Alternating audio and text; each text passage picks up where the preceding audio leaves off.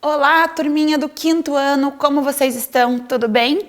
Eu sou a professora Juliana e vamos juntos trabalhar a aula de História, Igualdade de Direitos. Lá no livro de vocês, na página 222, vamos continuar a nossa aula. Olha lá.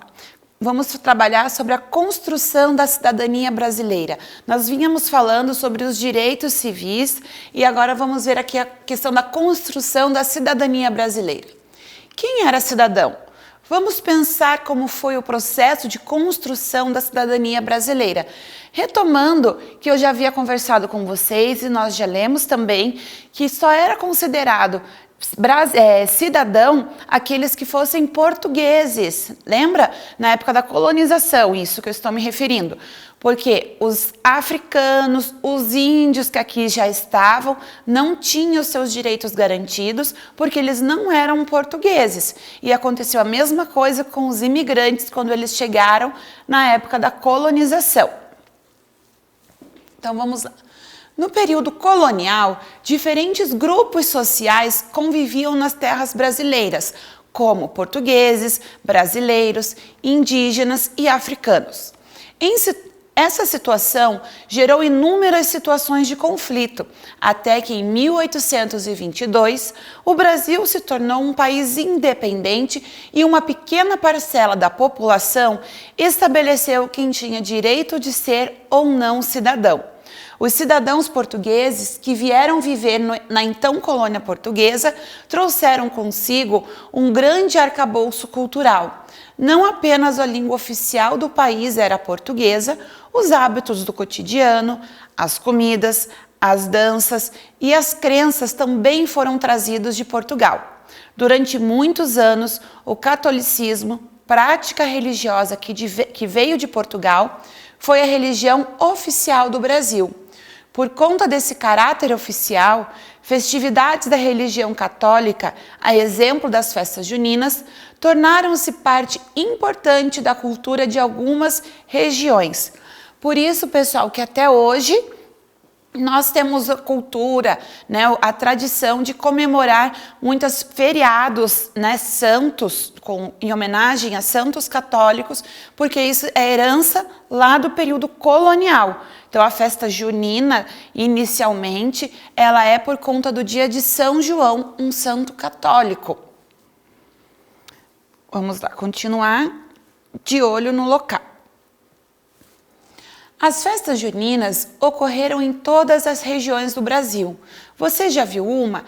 Pesquise e registre em seu caderno como são comemoradas as festas juninas em sua região. Essa atividade de olho no local você vai fazer aí no seu caderno após a nossa aula. Mas você conhece alguma outra festividade, alguma outra comemoração que venha lá do período colonial com relação principalmente à religião católica, que é uma herança que nós temos daquela época? Ou alguma outra festividade que você saiba que veio de origem da colonização, de alguma outra imigração? Como nós vimos lá, festas alemãs como o Oktoberfest em Santa Catarina, ou festas de comemorações holandesas, polonesas. Você conhece alguma? Pesquisa também, é uma sugestão bem legal para você conhecer um pouco mais das nossas origens, lá onde tudo começou. Para saber mais. Na atualidade, cada pessoa pode seguir a religião que escolher, ou até mesmo não seguir nenhuma. Lembrando que na época da colonização, os portugueses impuseram a religião católica. Os índios cultuavam os deuses ou o deus deles, os africanos também trouxeram o candomblé, mas eles não eram permitidos de praticar a religião deles. Eles eram proibidos e obrigados a praticar o catolicismo. Então, muito do sincretismo do católico com religiões afrodescendentes começou aqui, porque eles usavam de muitas festividades católicas para aproveitar e esconder comemorações da religião deles. Diversas são as festividades populares de caráter religioso, como as festas de 12 de outubro, em homenagem a Nossa Senhora Aparecida, considerada a padroeira do Brasil. As festas juninas são homenagens aos santos católicos. Santo Antônio, que se comemora dia 13 de junho, São João, que se comemora 24 de junho.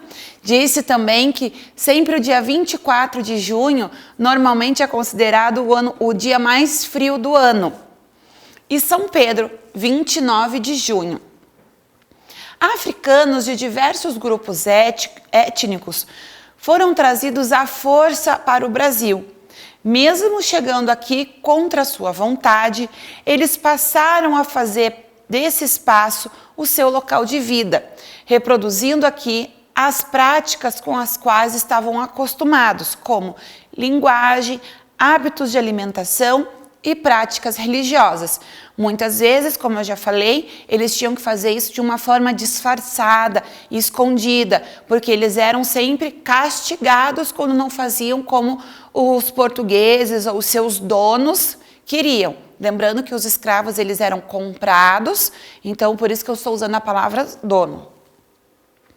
Os cidadãos portugueses que viviam no Brasil não aceitavam essas práticas e, por terem direitos e posses, buscaram proibir ou controlar as manifestações da cultura africana. Durante séculos, os africanos e seus descendentes não puderam ser livres para manifestar sua cultura, tampouco suas religiões. Essa tem sido uma longa luta dos afros brasileiros ao longo de mais de 500 anos.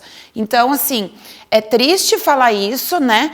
Mas toda essa questão do racismo, desse preconceito para pessoas afrodescendentes vem desde a época da colonização. Isso veio com a história, porque como eles eram pessoas que vinham trazidos, obrigados a trabalhar, eles eram discriminados por isso, e isso foi vindo, mas que já estamos superando cada vez mais toda essa questão. Vamos descer aqui. Mudar a página do livro. Só um pouquinho, pessoal. Nós vamos lá na 224 para fazer mais uma leitura aqui. Isso. Vamos lá, virando. Direitos civis dos afrodescendentes no Brasil. Então, quando que eles começaram a ter os seus direitos respeitados? Como que começou tudo isso? Vamos ver lá um pouquinho dessa parte. Durante o período da colonização do Brasil, o trabalho pesado, como aquele realizado nas plantações de cana-de-açúcar, era realizado pelos africanos na condição de escravizados. São consideradas escravizadas as pessoas que trabalham sem receber nenhum pagamento em troca e não têm direito à liberdade. Não era só isso que acontecia. Eles, além de tudo, além de não receber, não ter os seus direitos, eles não tinham alimentação adequada, não bebiam a água da forma adequada, assim, sempre que tinham sede ou vontade. E se o trabalho não era feito conforme os seus donos queriam, eles sofriam castigos, né, os maus tratos. A manutenção do trabalho escravo se tornou uma questão política para Dom Pedro II, imperador que governou o Brasil entre 1840 e 1889. A Inglaterra pressionava o Brasil no sentido de acabar com a escravidão. O Brasil foi um dos últimos lugares da América a declararem a abolição da escravatura, seguido apenas por Cuba. A abolição da escravatura é acabar com a escravatura. Mas será que acabou com a escravatura, acabou o trabalho escravo? Eles começaram a ter seus direitos normalmente, foram trabalhar, receber seu salário, foram considerados cidadãos? Foi fácil e simples assim? Não, como a gente pode perceber que até hoje a gente ainda vê situações que não são adequadas ou conforme os direitos. Obviamente não se compara ao que era, mas ainda existem situações inadequadas. A pressão inglesa não foi o único fator para a criação de leis que promovessem gradativamente a abolição da escravidão, uma vez que os próprios trabalhadores escravizados pressionavam o governo cada vez mais por sua liberdade. Observe a seguir algumas conquistas da população africana e afrodescendente que resultaram em leis no Brasil e, aos poucos, garantiram a melhoria das condições de vida dessas pessoas e o início da constituição de sua cidadania. Então, você pode ver lá gradativamente, foi acontecendo aos poucos, não foi? Agora não tem mais a escravatura e vamos seguir a vida normalmente, como se nada tivesse acontecido e cada um com seus direitos. Infelizmente, não foi assim que aconteceu. Então, vamos ver lá um pedacinho aqui. Em 1850, foi feita a Lei Eusébio de Queiroz. O que essa lei determinava? Determinou o fim do tráfico de africanos escravizados. Então, as pessoas não podiam mais ser trazidas à força para o trabalho escravo. 1871, Lei do Ventre Livre. A partir desta data, de 1871, as crianças afrodescendentes nascidas de mães escravizadas eram libertas, tá? Então, a criança que nascia de uma mãe que era escrava, ela não era considerada automaticamente um escravo. 1885, Lei dos Sexagenários. Essa lei libertou os escravizados com mais de 65 anos. Pode ver aqui que não eram respeitadas nem a idade das pessoas, né? Era um idoso e ele era obrigado a trabalhar de forma escravizada e pesada, né? No trabalho de mão de obra pesado. 1888, a Lei Áurea determinava a abolição da escravidão e a libertação dos escravizados. Então, vocês podem reparar que foi tudo um processo, foi acontecendo até que, em 1888, realmente foi abolida a escravidão pela princesa Isabel, que ficou tão famosa e conhecida por ter assinado essa lei. Certo, pessoal? Então, como atividade para a próxima aula, vocês vão fazer a ficha de atividades na página 119 e 120. Vou abrir aqui para vocês verem. Essa aqui é a página 119 e a 120 que vocês vão fazer, certo? Lá na ficha de atividades de vocês. Nos vemos em breve para a próxima aula, iniciando sempre com a correção solicitada na aula anterior. Certo, galerinha? Um beijo, se cuidem e muito obrigada. Tchau!